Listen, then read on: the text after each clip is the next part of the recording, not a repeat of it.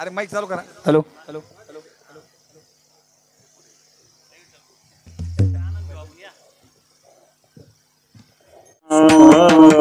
हरे जय राम कृष्ण जय जय राम कृष्ण हरे जय राम जय जय राम कृष्ण जय जय राम कृष्ण जय जय राम कृष्ण जय जय राम कृष्ण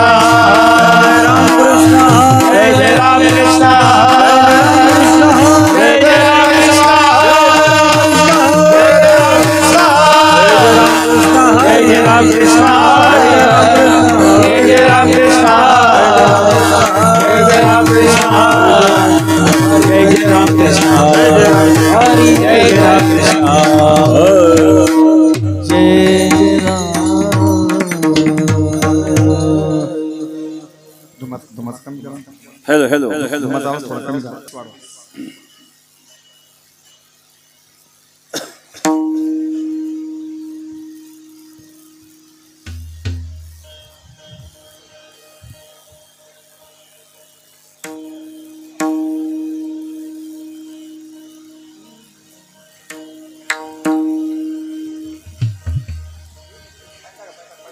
दानो जानी सुधारे हो सजनी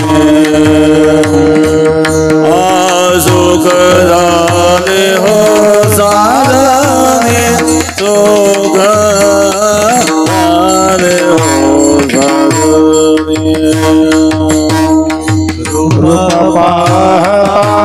लोचने सुखदायो साधने सुखदायो साधने सुखदायो साधने रूप पाहता लोचने सुख झाले हो सुख झाले हो साधने सुख झाले हो रूप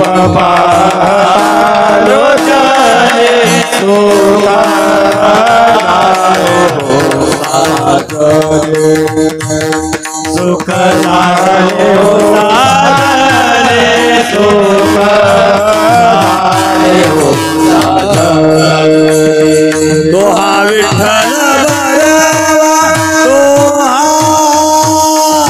माधव बरवा तोहा विठ्ठल बरवा तोहा माधव बरवा तोहा माधव बरवा तोहा माधव बरवा तुहा विठ्ठल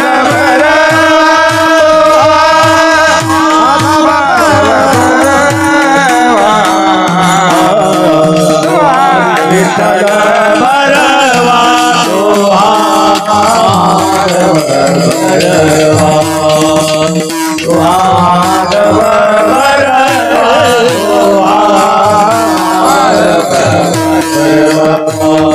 बौद्ध सुकृताची जोडी म्हणून विठ्ठली आवडी म्हणून विठ्ठली आवडी म्हणून विठ्ठली आवडी भक्त स्वरूपाचे जोडे म्हणून विठ्ठली आवडे विठ्ठली आवडे म्हणून विठ्ठली आवडे तोहा विठ्ठल बरवा तोहा माधव बरवा तोहा विठ्ठल बरवा तोहा माधव बरवा तोहा माधव बरवा तोहा माधव बरवा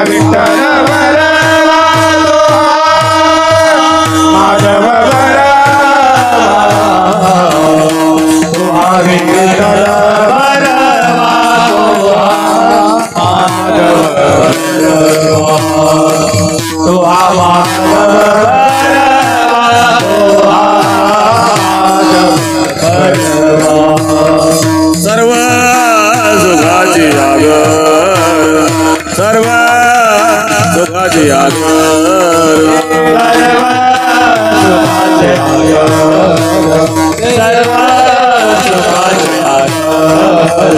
हा सर्व सुखाचे आगर बापर उमादेवीवर तो हा विठ्ठल बरवा तो हा विठ्ठल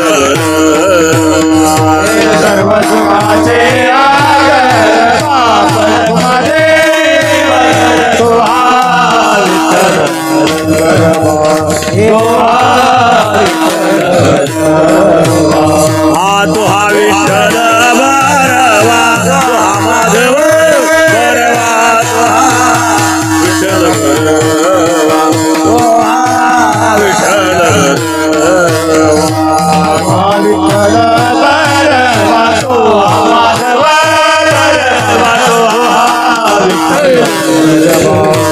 तो हा विठ्ठल जय जय राम कृष्ण हरी जय जय राम कृष्ण जय जय राम कृष्ण हरी जय जय राम कृष्ण जय जय राम कृष्ण हरी जय जय राम कृष्ण हरी राम कृष्ण हरी जय जय राम कृष्ण हरि जय जय राम कृष्ण राम कृष्ण हरि जय जय राम जय जय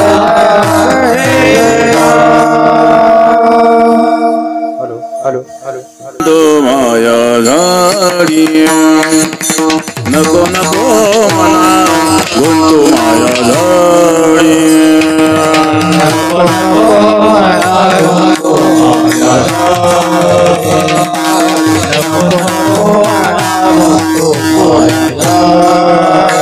नको नको मना गुंतू माया झाडी नको नको मना गुंतू माया झाडी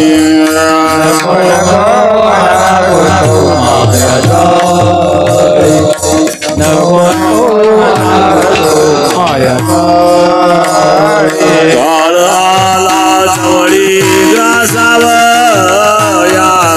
काळ आला जवळी ग्रासावया काळाची हे उडी पडेल बाजे काळाची हे उडी पडेल बाजे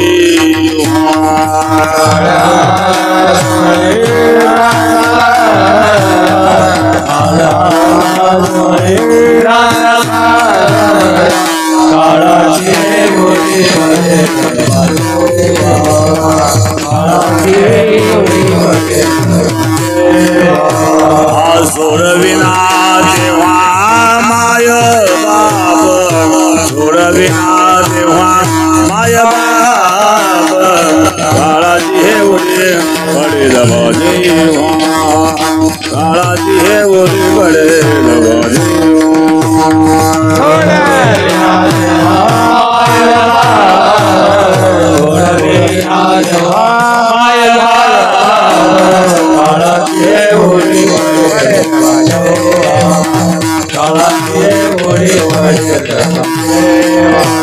सोडविना राजा देशीचा चौधरी सोडविना राजा देशीचा चौधरी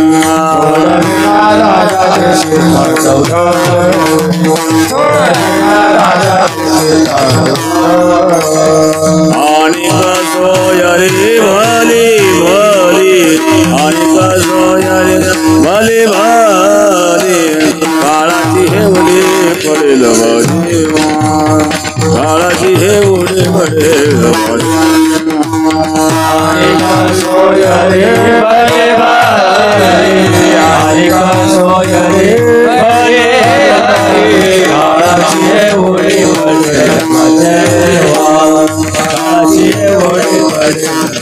तुका म्हणे तुझा सोडविना कोणी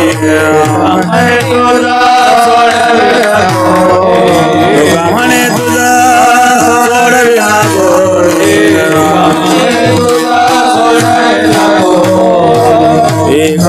चक्रपाणी वासनीया एका चक्रपाणी वासनीया काळाची हे उडी पडेल जेव्हा काळाची हे उडी पडेल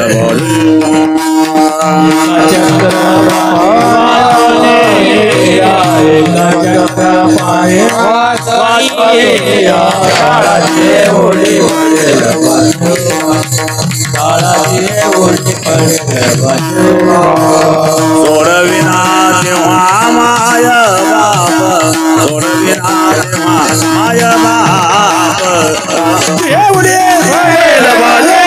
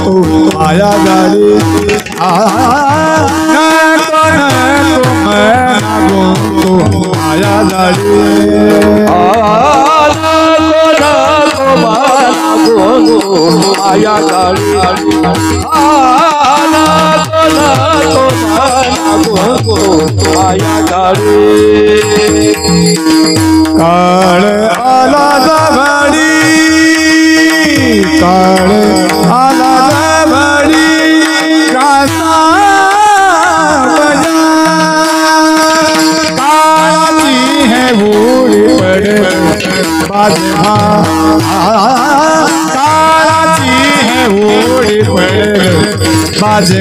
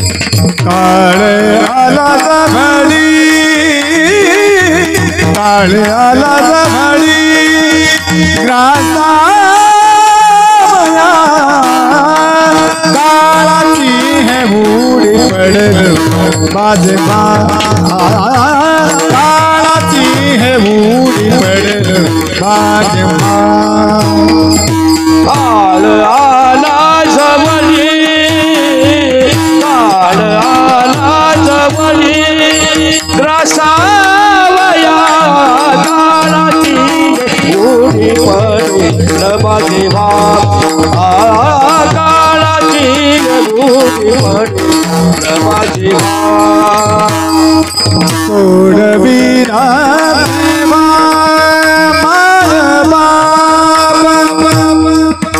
सोडविना माय बाप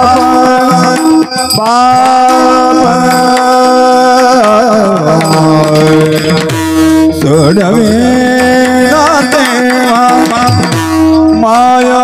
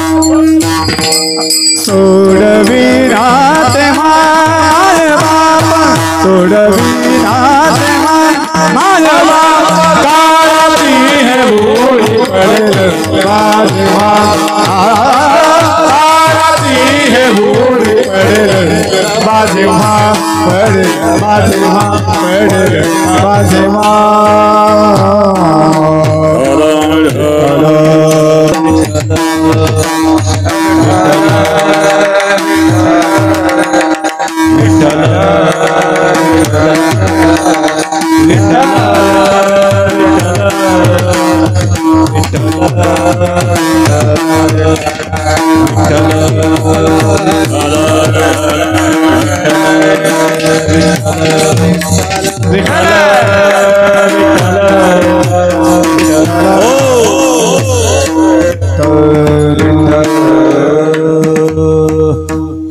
नको मना गुंतो माया जाळी काळ आला जवळी ग्रासावया. अजून मोकळा करतो. काळाची ही उडी पडेल बा जेव्हा सोडविना तेव्हा माय बाप. सोडविना राजा देशीचा चौधरी आणि कसोयरी भली भली. काळाची ही उडी पडेल बा जेव्हा सोडविना तेव्हा माय बाप. तुका म्हणे तुझं सोडविना कोणी एका चक्रपाणी वाचवनिया. काळाची ही उडी पडेल बा जेव्हा सोडविना तेव्हा माय बाप. पांडुरंग गुरु वृद्धवन पांडुरंग गुरु वृद्धवन तुझरे चरण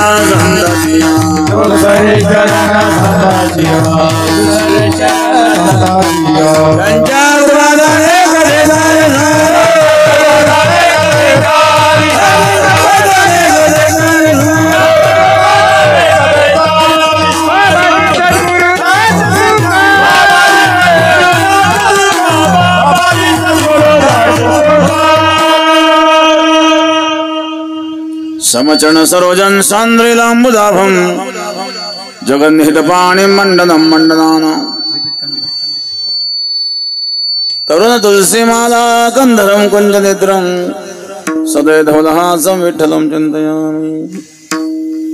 ओम नमो ज्ञानेश्वरा करुणाकरा दयाळा. तुमचा अनुग्रह लादलो पावन झालो चराचरी. ध्यान मूलम गुरुमूर्ती पूजा मूलम गुरुपदम मंत्रमूलम गुरुर्वाक्यम मोक्षमूलम गुरुकृपा. गंगा विशुद्धं नितपादस्पर्शं सर्वैश्चिदं वेदं पुण्यदं सरादिचितन्नं समाधिस्तमूर्तिं नमामि गंगागिरियोगिरं. शुचिः शीलः समदक्षः सप्रतापे जितेन्द्रियं तम नारायणगिरिं वंदे सच्चिदानंद विग्रहं. योगराज सद्गुरु गंगागिरी महाराजांच्या कृपेने सद्गुरु श्री नारायणगिरी महाराजांच्या आशीर्वादाने गंगा भागीरथी अनुसूयाबाई फकीरचंद सुराशे यांचं प्रथम वर्ष श्राद्ध. त्या निमित्ताने असणारा योग समस्त सुराशे परिवार परशुराम फकीरचंद सुरासे, गंगा भागीरथी तारवाई निवृत्त गवळी, मच्छिंद्र फकीरचंद सुरासे, गोरक्ष फकीरचंद सुरासे, सौ सुलोचनाबाई एकनाथ सोनवणे, गंगा भागीरथी मंदाबाई दत्तात्रय लोणकर, समस्त सुराशे परिवार, सुराशे परिवारावर प्रेम करणारे त्यांचे सर्व आप्तेष्ट मित्रगण, भक्तगण, भजनी मंडळ, ज्येष्ठ मंडळ, तरुण मंडळ, गायक वादक मंडळ, सर्वांना धन्यवाद. विठाल विठाल विठाल विठाल विठाल विठाल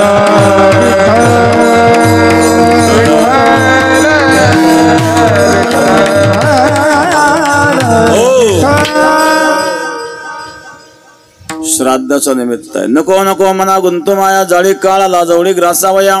काळाची ही उडी पडेल बा जेव्हा सोडविना तेव्हा माय बाबा. सोडविना राजा देशीचा चौधरी आणि कसोयरी भली भली. तुका म्हणे तुझं सोडविना कोणी एका चक्रपाणी वाचून. 4 चरणाचा अभंग आहे. काही ठिकाणी 5 कडवे म्हणतात ना. सोडविना बंधू पाठीची बहीण शेजेची कामिनी दूर असं एक प्रमाण बहुतेक गाथेत हे सापडत नाही, पण पाठांतरात चाललेले आहेत. एखाद्या गाथ्यात असूही शकतं, परंतु बहुतेक गाथ्यांमध्ये हे कडवं नाही आहेत. 4च कडवे पाहायला मिळतात. असो, श्राद्धाचे निमित्त आहेत. श्रद्धाया क्रियते ते श्राद्ध. ज्या मात्या पित्यांनी आपल्याला जन्म दिला, संस्कार दिले, त्यांच्या कृतज्ञतेतून, त्यांच्या ऋणातून मुक्त होण्याकरता कृतज्ञता व्यक्त करण्याचे एक माध्यम आहे. आपण मातृपितृ ऋणातून मुक्त तर होऊ शकत नाही, परंतु ऋण निर्देश करण्याची एक अशा प्रकारची एक पद्धती आहे. कारण आपली कृतज्ञ संस्कृती आहे. भारतीय संस्कृतीमध्ये चंद्राला देवता मानतात, सूर्याला देवता मानतात. कारण चंद्रामध्ये काय आहेत? गीतेत भगवान सांगतात, यच्चंद्रमस्य चाग्नो तत्यज विद्धिमामकं गामावेश्य भूतानि धारयाम्यहमोजसाः पुष्णामि च औषधिः सर्वां सोमो भूत्वा रसात्मकः. चंद्रामध्ये अमृत असतं. अमृत चंद्रामध्ये अमृत आहे. चंद्रावर जाऊन आले, त्यांना अजून काही सापडलं नाही, ते पाण्याचा शोध घेत आहे अजून. पण चंद्रात अमृत असं संत सांगतात, गीतेतही भगवान सांगतात.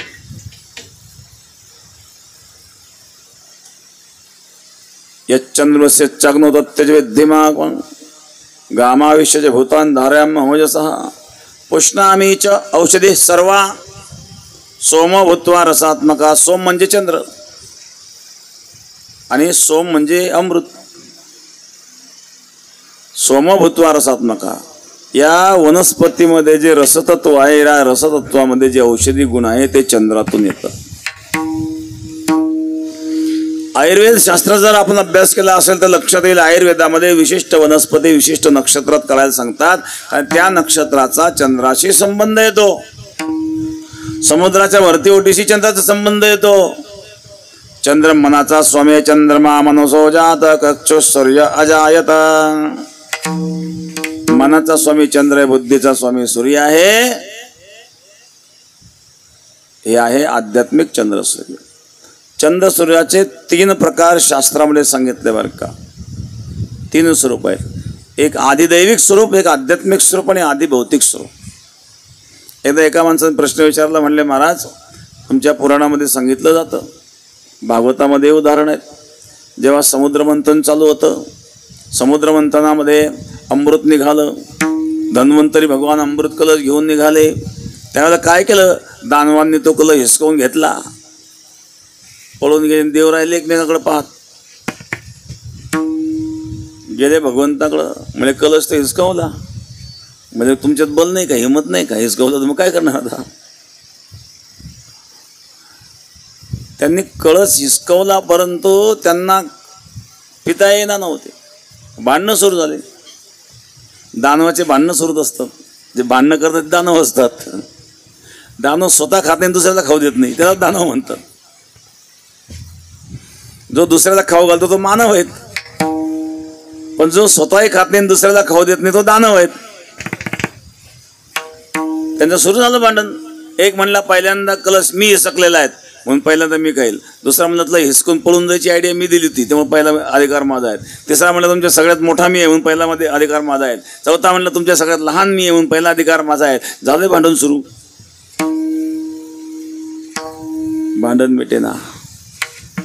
भगवान विष्णूने मोहिनी अवतार धारण केला. त्या मोहिनीला पाहिल्याबरोबर हे सगळे मोहित झाले. समुद्र मंथनातून अप्सरा पण निघाल्यात. लक्ष्मी माता निघली, पण लक्ष्मीपेक्षाही आणि अप्सरेपेक्षाही सुंदर ती मोहिनी होती. आणि त्या मोहिनीला पाहिल्यावर सगळे मोहित झाले. त्या मोहिनी विचारलं तुमचं काय चालू आहे? म्हणले कशाचे भांडणं चालू आहेत? हे म्हणले आमचे भांडण तुम्ही मिटवा. म्हणले तुम्हीच मिटू शकता.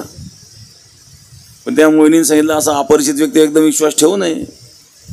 काही गडबड झालं तर काय करणार कोणी? त्याने ज्या अर्थी एवढं बोलते इमानदार आहेत. नाही नाही तुझ्यावर विश्वास आहे म्हणले आमचा. बघा बरं का, विश्वासघात झाला तर पुन्हा मग सांगायचं नाही विश्वास आहे असं म्हटल्यानंतर ठीक आहे. एका हात 2 कलश घेतले. एका हातात वारुणी आहेत, दुसऱ्या हातात अमृत कलश आहेत. नाचत नाचत आली. देवतांच्या बाजूने अमृत, दानवांच्या बाजूने वारुणी. वारुणी म्हणजे दारू. दानवांच्या हातात दारू पडायची आणि ते प्यायचे. वा वा काय अमृताचा स्वाद आहे. दानवाला दारूतही अमृत वाटतं. दानवाच्या दृष्टीने दारू म्हणजे अमृतच आहेत म्हणून तर तो दानव आहेत. वा वा काय सुंदर आणि आस्वाद आहे अमृताचा. पण हा प्रकार त्या राहूच्या लक्षात आला. राहूने काय केलं? देवतांच्या रांगेत बसला की हे अमृत देवतांना मिळतं, यांना वारुणी दिली जात आहेत. राहूही देवतांच्या रांगेत बसला आणि तो चंद्र सूर्याच्या मध्ये बसला. मोहिनी अमृत वाटेत वाटेत आली आणि या राहूच्या हातावर ते अमृत पडलं. चंद्र सूर्याने भगवंताला खोनवलं, हा इकडचा नाही बरं का, तिकडून आलाय, हा आपल्यातला नाही आहे असं म्हटल्यावर भगवंताने सुदर्शनाद्वारे राहूचा चिरच्छेद केला. परंतु त्या आधी तो अमृत प्राशन केल्यामुळं तो मेला नाही. त्याचे दोन भाग झाले, राहू आणि केतू. चंद्र सूर्याने कागाळी केली आणि म्हणून सूर्य चंद्र ग्रहणामध्ये राहू केतू येतात आणि चंद्र सूर्याला गिळतात. अशा प्रकारची कथा आपल्याला पुराणात पाहायला मिळते. एकाने प्रश्न विचारला, महाराज जग कुठं चाललं, तुम्ही काय पोथ्या सांगतायत, राहू गिळतो आणि केतू गिळतो, चंद्रग्रहणाचा सूर्यग्रहणाचा राहू केतूचा काय संबंध आहे हो? सूर्यग्रहण केव्हा गळतं? सूर्य आणि पृथ्वीच्या मध्ये चंद्र येतो, चंद्र आळवा येतो आणि जेवढा काळ तो चंद्रमध्ये येतो तेवढा काळ सूर्य दिसत नाही, अंधार पडतो, त्याला आपण सूर्यग्रहण म्हणतो. किंवा पृथ्वीची सावली चंद्रावर पडते त्यावेळेला चंद्रग्रहण होतं. मग राहू केतू आला कुठून? काय तुमच्या पोथ्यान पुराणात तुमचे बाबा लोक काही सांगतात नाही. मग पुराणामध्ये सांगितलेलं खोटं आहे का? पुराणामध्ये ज्या राहुकेतूचं वर्णन केलेलं आहे ते राहुकेतू हे नाही आहे ज्याचं वर्णन खगोलशास्त्रज्ञ करतात. मग आणखी कोणते राहुकेतू आहेत? तर त्यांचे 3 स्वरूप, चंद्र सूर्याचे 3 स्वरूप सांगितले. आध्यात्मिक स्वरूप, आदिदैविक स्वरूप आणि आदिभौतिक स्वरूप. व्यापक रूपाने ज्या वेळेला आता आपण जे डोळ्याने पाहतोय चंद्र सूर्य, हे त्या चंद्र सूर्याचं आदिभौतिक स्वरूप आहे. खगोलशास्त्रज्ञ आदिभौतिक स्वरूपाचं वर्णन करतात. दुसरं स्वरूप आहे आध्यात्मिक स्वरूप. आपल्या अंतकरणामध्ये मनबुद्धीच्या रूपाने चंद्र आहे. चंद्रमा मनसो जात चक्षुसूर्य वजायत, हे आध्यात्मिक स्वरूप. आणि एक आदिदैविक स्वरूप, व्यापक रूपाने आपण चंद्र सूर्याची पूजा करतो, ते आदिदैविक स्वरूप आहे. मग आध्यात्मिक रूपाने मनाचा स्वामी चंद्र, बुद्धीचा स्वामी सूर्य आहेत. आपण चंद्र सूर्याला देवता मानतो. का देवता मानतो?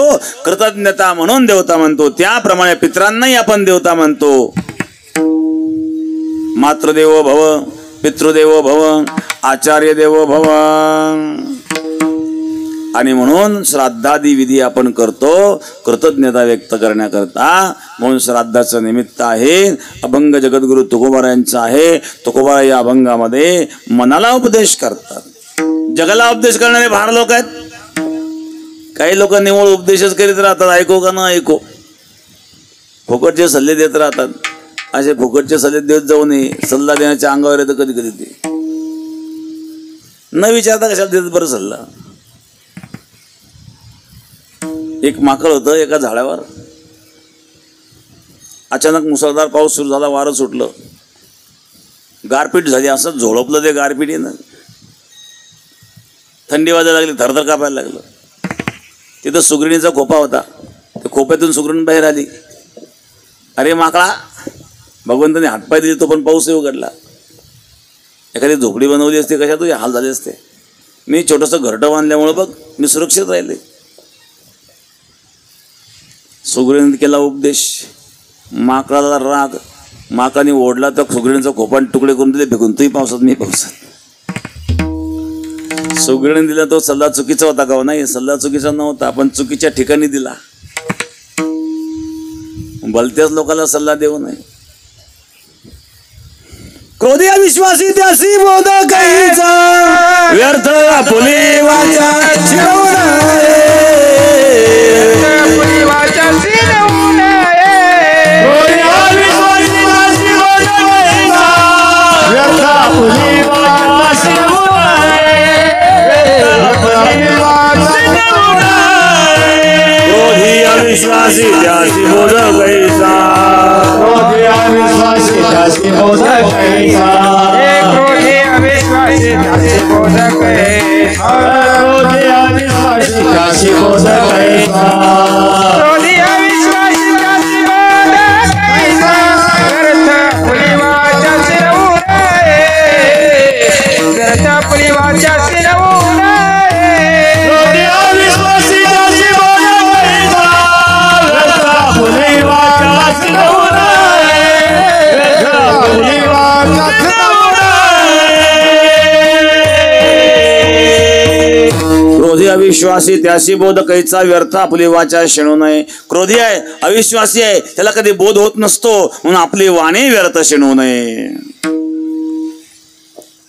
या ठिकाणी वैजापूर शहराच्या माजी नगराध्यक्षा शिल्पाताई परदेशी या ठिकाणी उपस्थित झाल्यात. आपल्या कार्यक्रमाला उपस्थित झाल्याबद्दल शिल्पाताईंना धन्यवाद धन्यवाद धन्यवाद. विठाला विठाला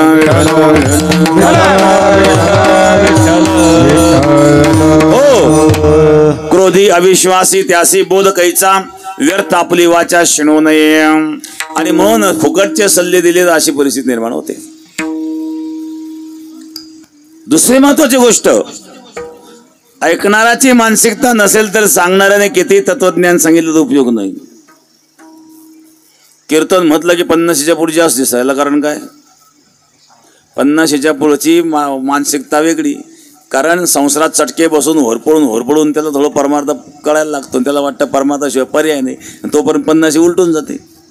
तेवढा अनुभव घेण्याकरता तेवढा काळ जातोच. ऐकण्याची मानसिकता निर्माण होण्याकरता ती परिस्थिती निर्माण व्हावी लागते. भागवत महात्म्यामध्ये उदाहरण आहे.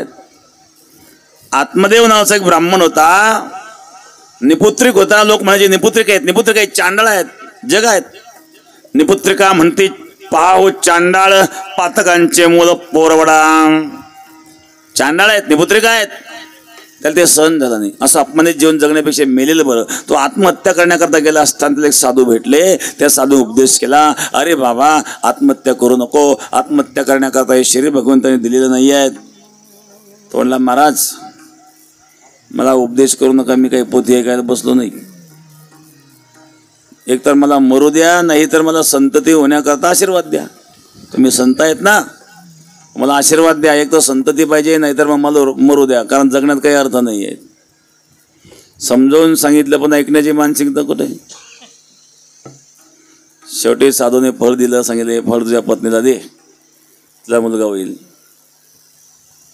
करायला आमलाच काय, संक्षिप्त सांगतो. झाला मुलगा शहाणा झाला.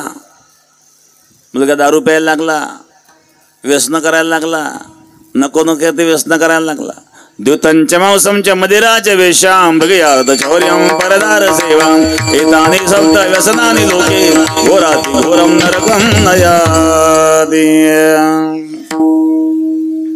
7 व्यस्त सांगितले. द्युतंच मांसंच मदिराच वेश्याः मृगया चौर्यं परदार सेवा.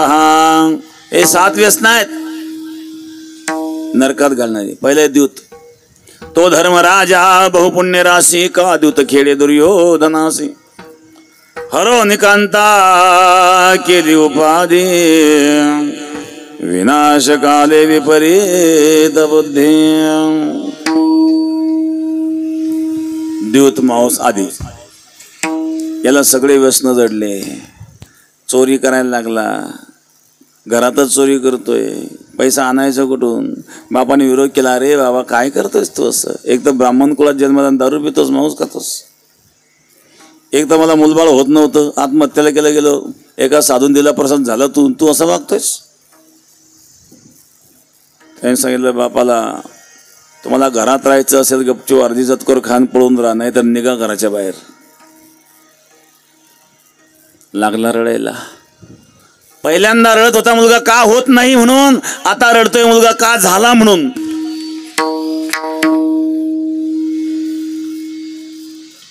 रडायला लागला, डोळे पाणावले महाराज.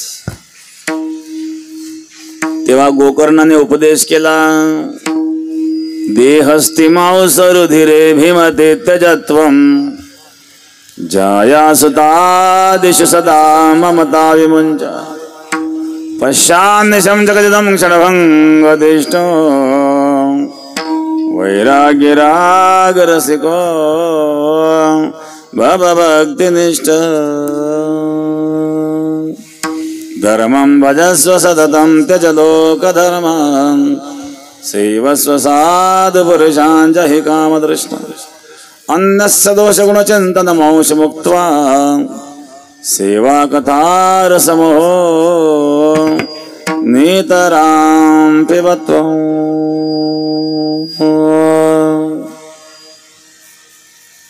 उपदेश केला, आता पटायला लागलं ना. मुलाने जेव्हा सांगितलं ना राहायचं तर राह, निघा घराच्या बाहेर, आता उपदेश पटायला लागला, तेव्हा पटत नव्हता. उपदेश पटण्याकरता सुद्धा मानसिकता निर्माण व्हावी लागते. एक मनुष्य मुंबईला सर्व्हिसला होता. दीपोळीच्या सुट्ट्यांमध्ये गावी यायचं होतं. अतिशय गर्दी, मुलगा बत्ती बरोबर, सामान बरोबर, गाडीत चालायचं कसं, बसमध्ये गर्दी खूप, रेल्वे स्टेशनवर पोहोचायचं होतं. वेळेवर स्टेशनवर पोहोचलं नाही, गाडी जर निघून गेली तर रिझर्वेशन वाया जाईल. टेन्शनमध्ये बसलात तेव्हा एक माणूस आला. अहो तुम्हाला एक सांगू का? म्हणजे काय? भगवान कृष्ण परमात्मा अर्जुनाला गीतेत काय सांगतात तुम्हाला सांगू का? तो म्हणले भगवान गीतेत काय सांगता हे सांगू नको, मला गाडी केव्हा मिळेल हे सांग. मी काय पोती ऐकायला बसलो का इथं? ऐकणाराची मानसिकता असावी लागते महाराज. आणि म्हणून तुकोबाराय सांगतात, अरे बाबा जगाला उपदेश करण्यापेक्षा स्वतःच्या मनाला उपदेश कर. कारण निरर्थक चिंतन करणं मनाचा स्वभाव आहे. रे मन मूर्ख कब तक जग में जीवन व्यर्थ गवाएगा. कब तक जग में जीवन व्यर्थ गवाएगा. रे मन मूर्ख कब तक जग में जीवन व्यर्थ गवाएगा. रे मन मूर्ख कब तक जग में जीवन व्यर्थ गवाएगा. राम नाम नहीं गाएगा तो अंत समय पछताएगा. राम नाम गाएगा तो अंत समय पछताएगा.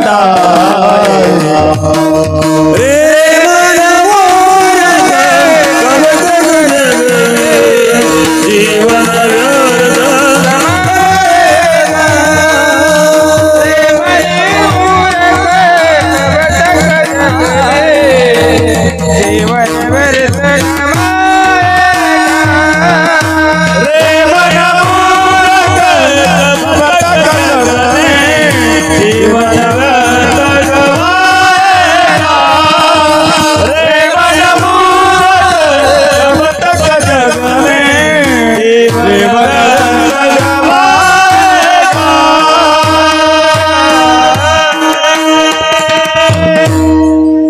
अरे मना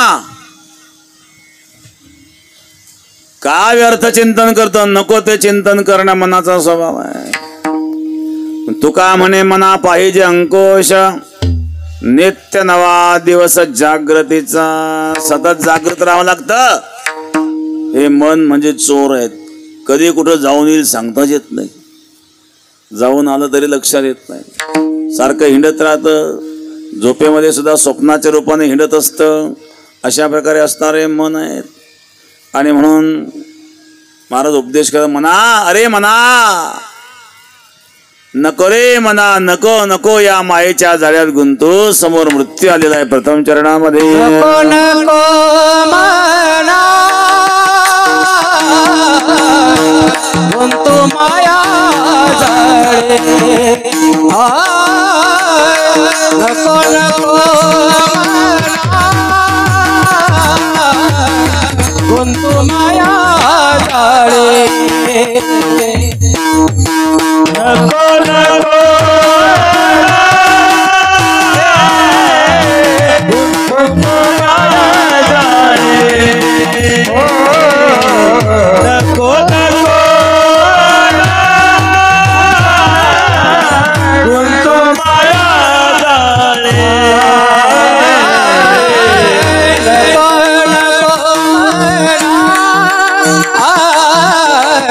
गुंतू माया जाळे. नको नको मना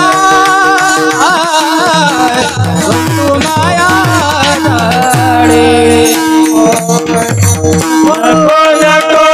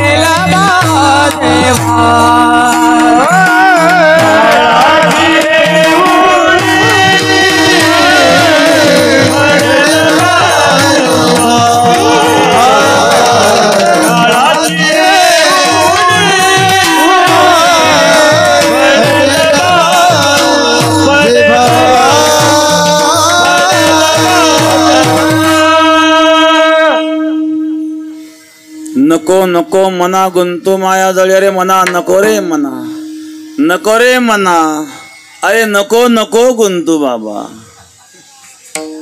का अडकतो? काही लोक नुसते अडकतच राहतात.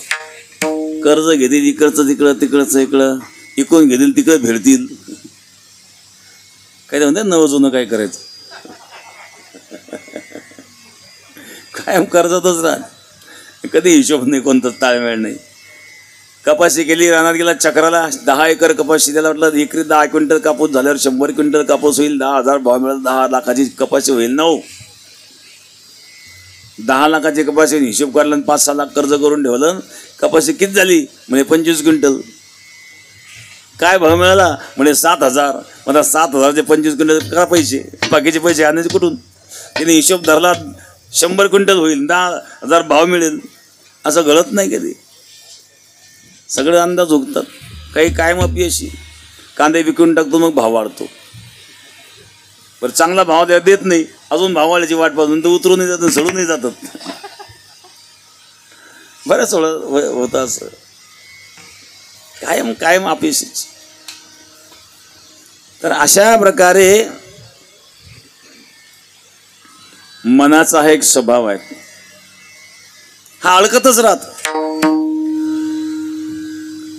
ज्याप्रमाणे तो कोशकिडा असतो.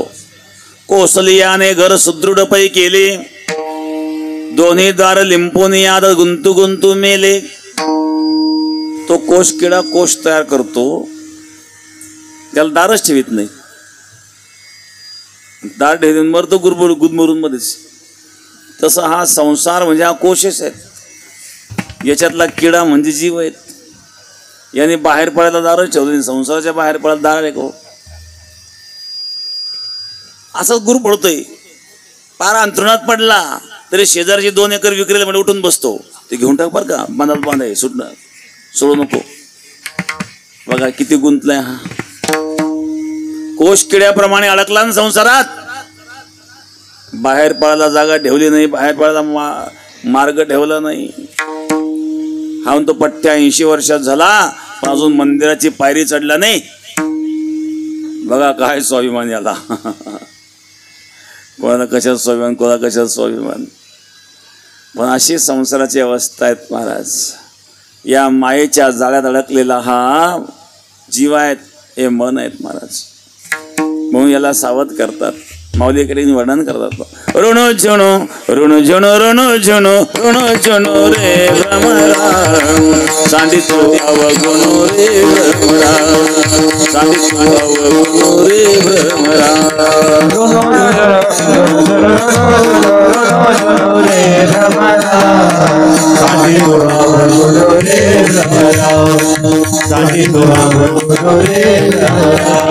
चरण कमल जळो रे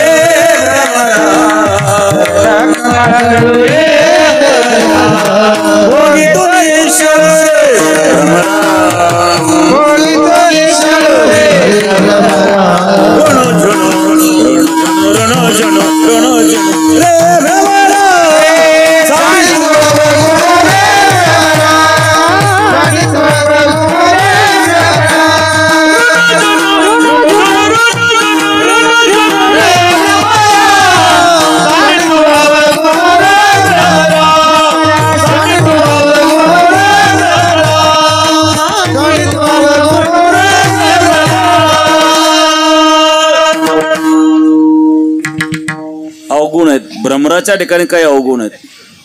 काही लोकांमध्ये खूप अवगुण असतात. कधीच कोणाचं चांगलं करणार नाही, चांगलं सहजही होणार नाही. एखाद्या ठिकाणी डोकावून पाहिलं किती जाळ लावा डाळ शिजणारच नाही. एखाद्या विन चुडास लागेने चढवलाच. एखाद्याची गाय जनली ना, चांगली दूध द्यायला गेली उडवलीच. जीवनभर कधी चांगले कर्म केले नाही. मरता मरता लोकांना म्हणलं मी फार त्रास दिला तो मला, मग मला शिक्षा पाहिजे. मग काय शिक्षा पाहिजे? मी मेलो का माझ्या गळ्यात फास बांधा, गळफास आणि ओळीत उडीत न्या म्हणले, दोर बांधून. पण फार पाप केलं म्हणले मी. लोक म्हणले बघू, हा मेल आणि लोकांनी दोर बांधला गळ्यानं, चालवतो गोळीत. समोर आली पोलीसची गाडी. पोलीस म्हणजे चला पोलीस स्टेशनला, तुम्ही फोन केला म्हणजे या माणसाचा. सगळं गाव जेलमध्ये घालून गेला. जीवनभर तर कधी चांगलं वागलं नाही, पण मरताना गावाला जेलमध्ये घातलं. अशा प्रकारचा स्वभाव असणारे काही लोक आहेत. मनाचा एक स्वभाव आहे, मनामध्ये अवगुण आहेत. जसं भ्रमरामध्ये काय अवगुण आहेत? अनेक अवगुण आहेत, सांगायला वेळ नाही आपल्याला, जास्त लांबवणार नाही, ऊन पार आहे. भ्रमर इंद्रिय षटपदाचारी जीव भ्रमराते 6 पायावर चालणारा भ्रमर असतो. पंच ज्ञानेंद्रिय 6वं मन या 6 पायावर चालणारा आहे, त्यापैकी मन आहेत महाराज. पांगुळ झालो देवा नाही हात ना पाय, बैसलो जयावरी सैराट ते जाय. मी पांगुळ झालो, ज्याच्यावर बसलो ते सैराट धावतो, ते म्हणजे मन आहेत. सैराट धावणार हे मन आहेत. म्हणून या मनाला उपदेश करतायत, नको नको मना गुंतू माया जाळी. परिणाम काळ आला जवळ ग्रासावया, समोर मृत्यू आलेला आहे. दृग दृग नाही त्याचे देह बडा बघ मग बघ बघ बघ बघ जग जग मुख दंत वचन जब भग भग जमानुचर लग लग जगरम. भगवत भज तस भगना अचल बसरे झटपट मन चटपट झटपट काल निपट सिर झपट करी, काल निपट सिर झपट करी, काल निपट सिर झपट करी. कळलं का? सांगावं लागल. दृग दृग नाही ते देह जब डग मग पग पग मग मग अलग परम.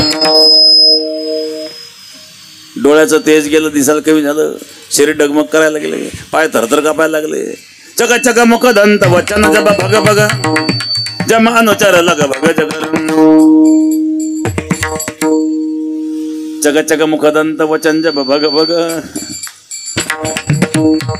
जमानुचर लग भग जगर.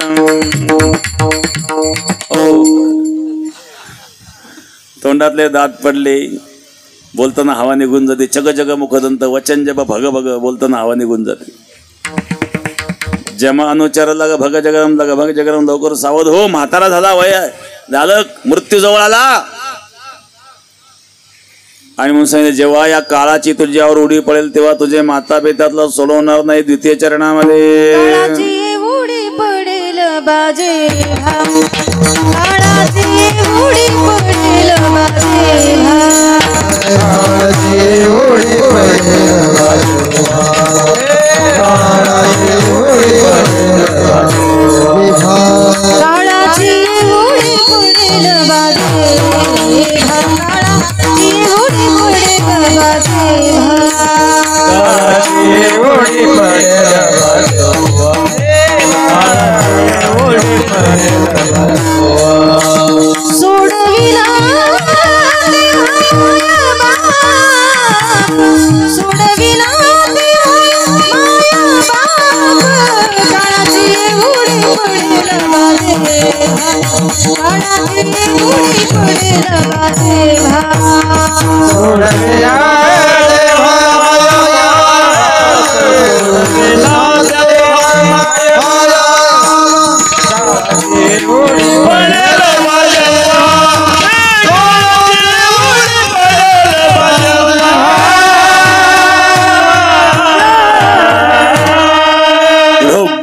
रघुमाई विठोबा रघुमाई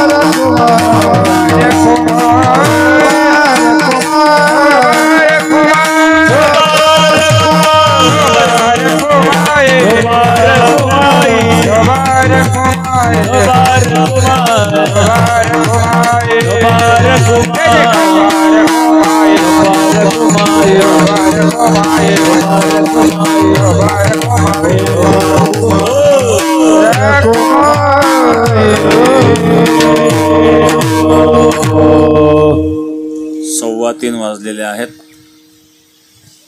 15 मिनिटांमध्ये आपण कार्यक्रम उरकून घेऊ. काही पाहुणे मंडळी काही लांबून लांबून आलेले आहेत. सुरासे परिवारावर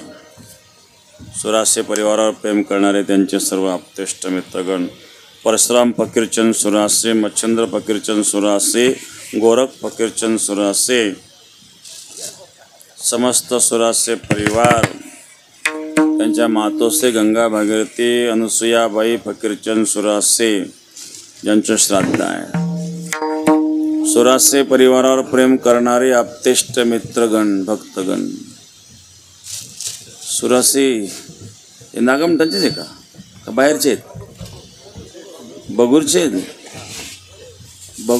बगूरून येऊन इथं धंदा टाकला.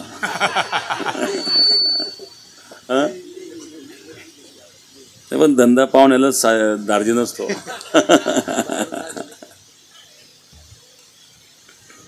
तर गावातल्याला जर सुचलं नाही तर कोणी काय करीत. विठाला विठाला विठाला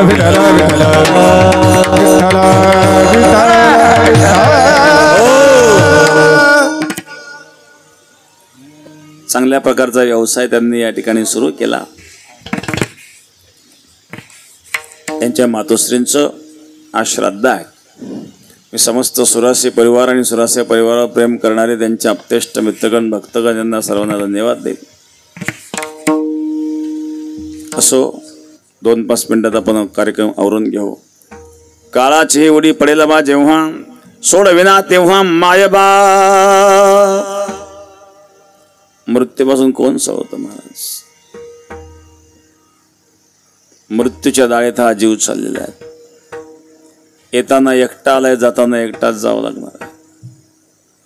काया कुटिया खाली करना पडेगा.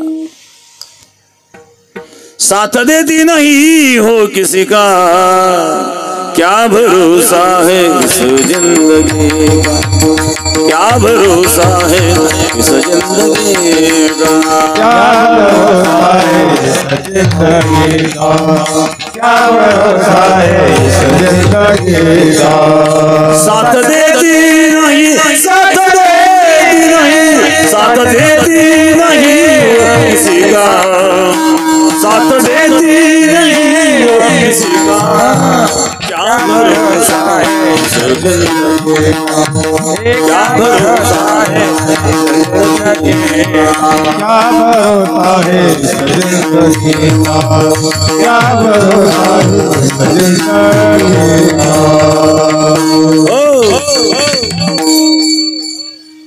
मृत्यूपासून कोणी रक्षण करणार आहे? नाही नाही रक्षते डुकरं करणे. आद्य गुरु शंकराचार्य वर्णन करतात. अंगं गलितं पलितं मुंडं दशनविहीनं जातं तुंडं, दशनविहीनं जातं तुंडं. अंगं गलितं पलितं मुंडं दशनविहीनं जातं तुंडं, दशनविहीनं जातं तुंडं. वृद्धाया दिए हित्वा दंड तदपि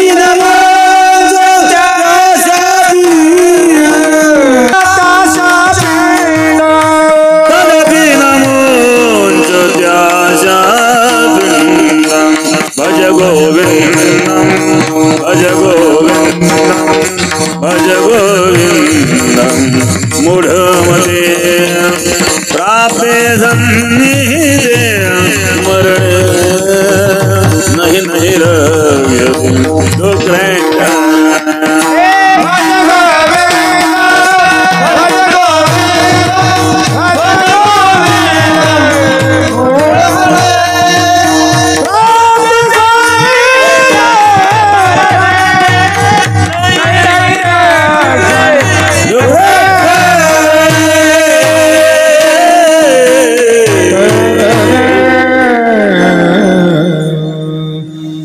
अंगम गलितं फलितं मुंडं दशनवेहनं जातं कुंडं मृत्वायाति कृत्वा तदपि न मोहितदाशा भज गोविन्दं भज गोविन्दं प्राप्ते सन्निधे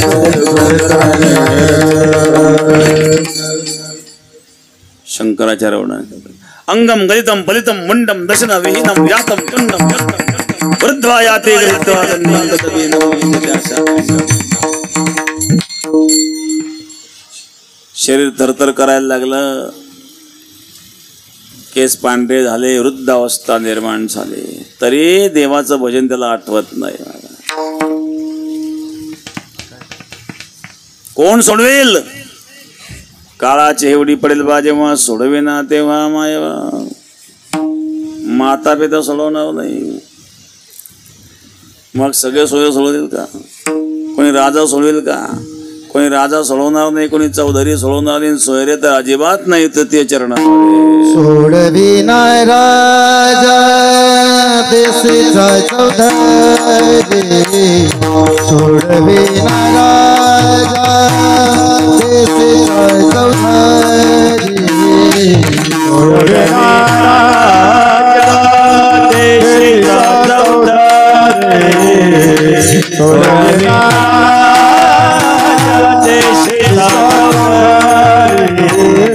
सोडविना राजा देशीचा चौधरी, सोडविना राजा देशीचा चौधरी, सोडविना राजा देशीचा चौधरी, सोडविना राजा देशीचा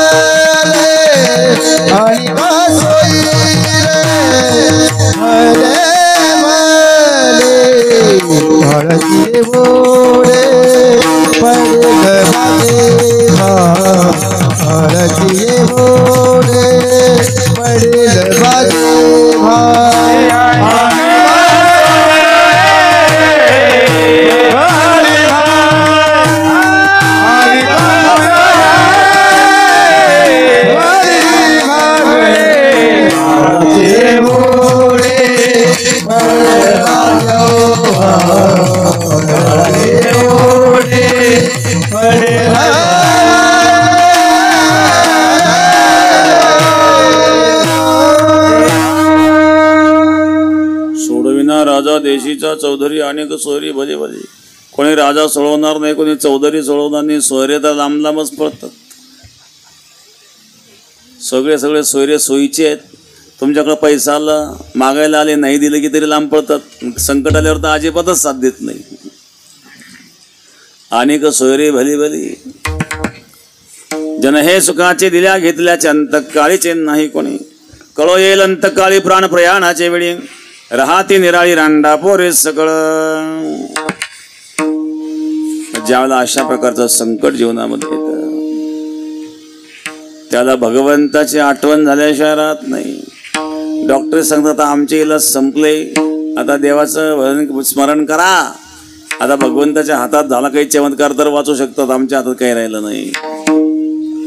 आणि म्हणून महाराज या ठिकाणी सांगतात त्या परमात्म्याशिवाय कोणी सोडवणार नाही. शेवटच्या चरणामध्ये तुका मने तुझा सोडविना कोणी, तुका मने तुझा दादरा सोडविना कोणी, तुका मने तुझा